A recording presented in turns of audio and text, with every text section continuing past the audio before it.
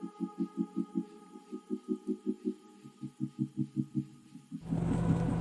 guys, Assalamualaikum warahmatullahi wabarakatuh.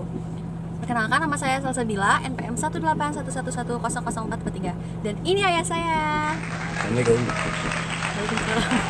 Jadi guys, hari ini kita mau ngobrol-ngobrol seputar COVID-19. Kita nanya-nanya ya sama ayah. Ayah, kira-kira apa sih COVID-19 itu?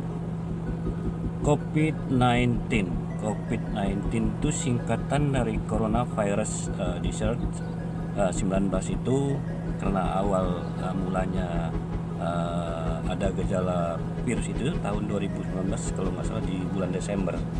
Itu berasal dari Wuhan ya kalau nggak salah. Pertama kali mewabah itu di Wuhan, Cina. Tapi sebenarnya virus ini adalah keluarga besar dari virus MERS, terus virus apa namanya, kalau kita virus flu burung ya, SARS juga, dan ini juga virus corona ini adalah bagian dari keluarga besar virus-virus itu. Ini ditularkan sebenarnya dari binatang. Awalnya dari binatang. Terus bisa apa namanya ke manusia juga. Pandemi virus corona ini itu awal mulanya terjadinya di Wuhan, Cina. Oh ya benar kan, Wuhan, Cina. Jadi negara pertama yang terinfeksi virus corona itu Wuhan, Cina. Nah, siapa saja sih kira-kira ya yang beresiko terinfeksi COVID-19 ini? Virus ini sebenarnya dia tidak menular melalui udara. Virus ini dia menular melalui droplet atau cairan yang dari saluran pernapasan. Contohnya Air liur gitu ya? Air liur kalau kita bersin, atau dari ingus ya, dari air cairan yang dari hidung. Nah, makanya kita menghindari untuk tertular melalui droplet cairan dari pernapasan tadi. Nah, sebenarnya kita bayangkan kalau umpamanya ini virus menyebar melalui udara, ya kan? Betapa tidak kita untuk berapa banyak korban yang akan kena. Tapi karena ini melalui ada media perantara, yaitu droplet cairan yang dari pernapasan tadi, oleh karenanya itu langkah-langkah yang diambil itu untuk memutus ini. Nah, jadi siapa aja nih yang bisa terinfeksi? Semua kalangan atau orang-orang tua aja atau anak-anak kecil aja? Sebenarnya virus ini dia menyebar melalui yang saya jelaskan tadi, melalui droplet atau cairan yang dari saluran pernapasan. Jadi semua orang bisa kena. Jadi semua orang bisa kena. Tapi sebenarnya begini, ini flu ya. Sebetulnya virus ini dia gejalanya flu. Iya, sama kayak itu. Kalau sudah masuk ke tubuh kita, dia demam, dia bersin, ya kan, batuk, ya, seperti itu. Sebenarnya yang paling berisiko menjadi korban bila virus itu hinggap di tubuh kita ada 3 golongan sebenarnya. Satu, balita. Nah, Kenapa balita? Karena balita imun tubuhnya itu masih lemah. Ya, imun tubuhnya masih lemah. Kemudian yang kedua adalah orang tua, ya, yang memang kekuatan secara fisik, secara imun tubuh juga sudah ikut melemah, ya kan.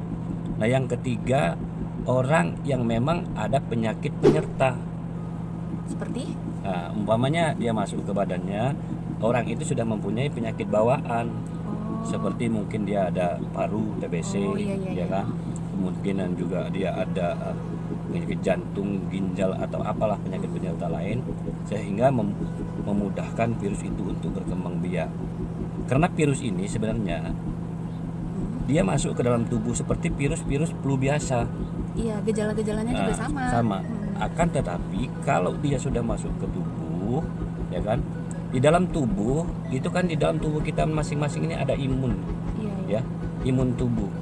Jadi dalam kurun waktu 7 hari, ya kan, dalam gejala 7 hari yang kedua dia sudah mulai bertarung dengan imun tubuh kita, ya kan. Kalau imun tubuh kita bagus, pertarungan itu akan dimenangkan oleh tubuh kita. Oh, sehingga jadi, virus itu sendiri akan mati. jadi kita tuh penting gitu ya jaga imun tubuh Itu. Nah, biar jadi nggak terinfeksi COVID-19 ini. ya. Kemudian yang kedua, bagaimana cara? Yang paling penting adalah begini. Bagaimana supaya kita tidak tertular? Itu yang paling penting. Enaknya kita bahwa virus ini melalui media seperti yang saya sampaikan tadi. Jadi dia tidak melalui udara, dia langsung terbang hingga ke kita, tidak. Dia melalui media. Contoh seperti ini. Ada orang tertular virus, ya kemudian dia main ke mall, dia bersin di mall ada anak tangga atau eskalator, ya kan? Jadi ada orang Nempel lewat gitu, bersin. yang Lagi. megang eskalator juga, pindah lagi ke orang itu. Terus lagi orang yang kena ini tadi megang pintu kantor atau pintu apa, handle pintu, terus dia pegang handle itu, dia tertular sehingga penularannya Cepat ya. cepat sekali melalui orang per orang, lalu media-media seperti bis ya, tempat pegangan bis itu, gantungan itu, kemudian di mall-mall melalui tangga-tangga eskalator atau di kantor-kantor dan segala macam. Kemudian melalui bersin orang yang langsung kena ke kita. Itu sebetulnya media-media untuk penularan dari virus corona ini. Oh, jadi karena itu ya penularan COVID-19 ini mewabahnya cepat gitu. Itu mewabahnya cepat sekali. Kalau di Amerika tuh satu hari itu ribuan yang meninggal, belum di Italia, belum di Wuhan sendiri dan di negara-negara lain. Karena ini wabahnya wabah dunia ya, bukan wabah yang dari perpindahan dari negara lain ke negara kita sendiri juga itu tidak pindah dengan sendirinya. Iya. Mesti ada mediatornya. Siapa mediatornya itu? Ya mungkin orang kita yang memang merantau ke sana atau bepergian, begitu pulang dia bawa, Atau bisa warga luar yang masuk ke sini bisa seperti itu.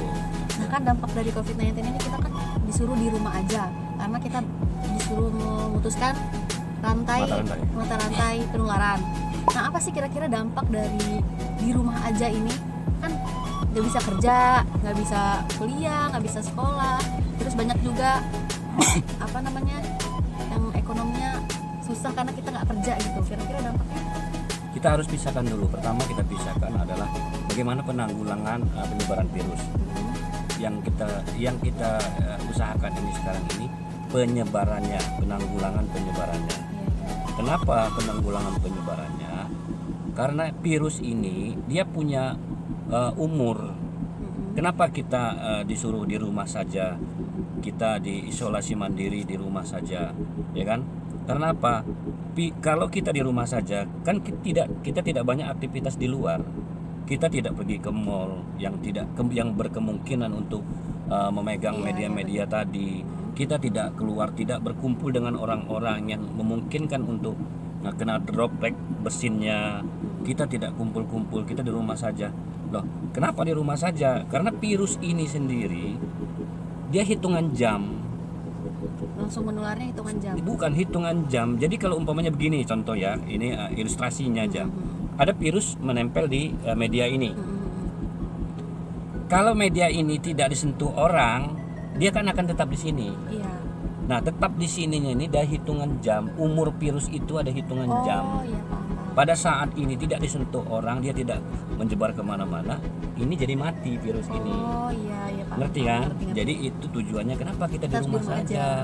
Kenapa? Biar virusnya ini di luar dia tidak menular kemana-mana, dia meninggal mati dengan sendirinya si virus ini, sehingga akan reda virus ini. Nah, lagi Dampak ekonominya kan banyak. jelas itu satu ya, dampak. Artinya kita bicara soal objeknya, yaitu virus 19 ini sendiri. Ini dulu yang harus penekanannya, ini harus. Jadi kita sebagai warga negara, apa yang sudah menjadi himbauan itu sudah melalui kajian ya. Jadi bukan serta-merta dihimbau, itu sudah melalui kajian. Tidak ada pilihan lain kecuali itu. Kita harus di rumah saja. Kita lockdown, kita isolasi mandiri untuk tidak menyebar luas. Biarkan yang sudah tertular ini akan diobati. Kalau imunnya bagus dia akan sembuh. Ya. Kalau memang imunnya kurang bagus, umpamanya dia meninggal atau apa, tapi paling tidak ini tidak akan menular ke yang lainnya. Kemudian pertanyaan kedua, dampak. Ya jelas ini berdampak sistemik. Berdampak sistemik itu artinya di semua aspek kehidupan dia berdampak. Ilustrasinya aja sekarang begini, kamu di rumah saja, kamu tidak keluar. Di rumah saja kamu makan, minum, tidur. Kos untuk operasional untuk hidup, Iya benar. itu tidak ada sirkulasi masuk, hanya keluar. Artinya itu dari sisi satu ini aja sudah berdampak. Belum lagi dengan dampak ekonomi secara global. Yang jualan di pasar nggak ada yang beli, ya kan? Benar. Bahkan jualannya juga nggak ada. Kemudian orang yang biasa partai-partai besar kirim ke luar negeri segala macam. Sementara Sama di lockdown kita, lockdown itu sama dengan embargo. Jadi kalau embargo dia tidak boleh masuk. Embargo senjata, dia nggak boleh ngambil senjata dari sana atau masuk ke sana juga nggak boleh. Isolasi mandiri itu hanya lokal kecil. Kemudian lockdown itu kelasnya kelas negara. Global. Ya global. Jadi negara kita tidak boleh masukin dari warga negara orang luar, kita juga nggak boleh keluar. Begitu juga dengan barang-barangnya juga nggak boleh. Sama semua. Nah jadi jelas ini berdampak. Nah seperti hotel-hotel, seperti restoran, semua tutup. Ini kebanyakan tutup. Di Lampung itu sendiri 13 hotel yang tutup. Karena apa? Di sisi lain tamunya disuruh di rumah aja, siapa yang mau datang, ya kan? Iya benar-benar. Jadi sepi ya. Sepi, jadi dampaknya itu besar. sekali. Sementara hotel operasionalnya tinggi, kerugian banyak. Karyawan-karyawan dari perusahaan-perusahaan banyak yang dirumahkan. Karena apa? Ya apa yang mau dikerjakan? Orang disuruh di rumah saja. Kalaupun dia buka usaha segala macam, berarti dia juga tidak mendukung Iya benar. program dari pemerintah untuk di rumah Di rumah saja. aja. Jadi kesimpulannya, suka tidak suka, mau tidak mau, kita mau harus sehat. turutin, Kita harus turutin apa yang sudah menjadi anjuran. Kita harus sehat. Karena apa? Kalau virus ini sendiri sudah tidak ada, ya kita boleh beraktivitas lagi, ya seperti itu. Nah kan ini kan pemerintah kan nyuruh kita di rumah aja. Jadi kan kita juga sebagai warga negara yang baik kan harus menaati peraturan dari pemerintah. Nah pemerintah sendiri itu udah ngelakuin apa aja gitu loh buat mempersiapkan kita buat di rumah aja gitu kan, soalnya kita kan nggak kerja, nggak apa gitu. Terus harapan ayah sendiri buat pemerintah itu apa dalam menanggulangi bencana COVID-19 ini? Kalau harapan ya harapan bukan harapan ayah ya, harapan semua, semua warga negara, harapan semua orang. Ya kita sebenarnya negara kita juga bukannya tidak punya keinginan untuk mensejahterakan, untuk memberikan penghidupan, untuk menjamin keselamatan dan kesehatan masyarakat warganya. Iya. Kan tetapi kembali lagi ke kemampuan dari pemerintah. Nah, pemerintah kita punya kemampuan tidak seperti negara-negara lain yang punya kemampuan. Udah kamu di rumah saja. Nah ini untuk kamu hidup. Ya ini untuk daya hidup. Nah, seperti itu yang diharapkan. Tapi kalau kondisi negara kita seperti ini mungkin tidak punya kemampuan untuk menghidupi itu, ya kita yang harus mensiasati sendiri. Toh juga ini kita berharap tidak berlangsung lama. Artinya jangan pula kita selalu menyalahkan pemerintah. Nah, pastinya pemerintah itu udah melakukan yang terbaik. Ya jelas keinginan mereka juga ada untuk melakukan yang terbaik. Kalau bisa sih masyarakat nggak harus karena COVID sebetulnya. Kalau negara itu punya kemampuan, pendapatan negara yang besar, ya masyarakatnya juga ya mungkin dari gajinya juga gede, tinggi. Kan mungkin kalau suka dengar ada negara yang masyarakatnya yang nganggur digaji atau apa, ya itu karena kemampuan negaranya yang bagus. Kalau kita sih belum sampai di situ. Nah jadi gimana nih ya cara pencegahan, kan masih ada nih orang-orang yang harus kerja gitu kan. Nah gimana cara-cara pencegahan buat orang-orang yang masih kerja di luar nih? Ya itu tidak bisa kita pungkiri, artinya tidak serta-merta himbauan dari pemerintah itu bisa untuk semua ikuti. Artinya bagaimana dengan yang memang mencari pagi untuk makan sore, mencari sore untuk makan pagi. Artinya mau tidak mau, suka tidak suka, dia harus keluar rumah untuk mencari penghidupan, menghidupi anak istrinya. Bahkan keluar anekdotnya begini, ya kita nggak kena virus tapi mati kelaparan, kan gitu loh. Itu sebetulnya terlalu, ya ada benarnya, tapi ya, menurut saya sih terlalu berlebihan juga artinya. Karena kita ada keleluasaan. Kita keluar rumah boleh kalau memang itu penting dan tidak bisa tidak. Kan tetapi kan kita juga harus safety, harus apa namanya, tetap jaga diri. Satu, kita harus berpikir bahwa kita tahu dulu penyebaran virus ini lewat apa. Nah itu tahu kenapa. Begitu kita tahu lewat ini, aduh jangan pegang. Satu. Yang kedua, kita harus siap seperti ini kayak ayah ini. Ini kemana-mana saya bawa ini masker selalu dipakai. Ini kalau bisa jangan dilepas-lepas masker ini selama kita di luar. Kemudian ayah selalu siap ini nih. Ini apa? Ini hand sanitizer. Jadi hand sanitizer ini sebenarnya kalau kita rajin cuci tangan, ini nggak perlu juga hand sanitizer. Oh, jadi nggak perlu dipakai terus-terus. Iya, hand sanitizer ini kan sebetulnya cairan air yang apa namanya untuk membersihkan tangan. Karena tidak semua tempat ada air. Iya benar. Tapi kalau kita tahu sebenarnya kalau situ ada sumber air untuk kita cuci tangan, ya cuci tangan aja yang bersih. Cuci tangan yang bersih pakai sabun. Karena sifatnya virus ini dia mati dengan sabun itu. Dia mati dengan sabun. Makanya kita tuh penting banget cuci tangan kalau bisa di mana-mana. Itu. Nah, gitu makanya kita kalau kita yang muslim ini kalau bisa jangan lepas, jangan batal wudhu, ya kan? Di samping memang kita setiap sholat kan kita wudhu dulu. Itu anjuran yang bukan anjuran ya, memang seperti itu yang sudah ditentuin oleh agama kita. Ya tentu tujuan juga ada. Kalau kita, nah ini kan banyak hikmah yang kita dapat.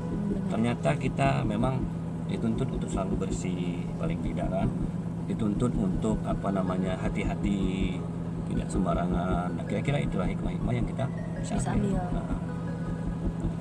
Jadi guys, buat kalian yang masih kerja di luar, jangan lupa selalu stay pakai masker kayak ayah, dan jangan lupa bawa hand sanitizer kemana-mana, takutnya nggak ada sumber air buat cuci tangan.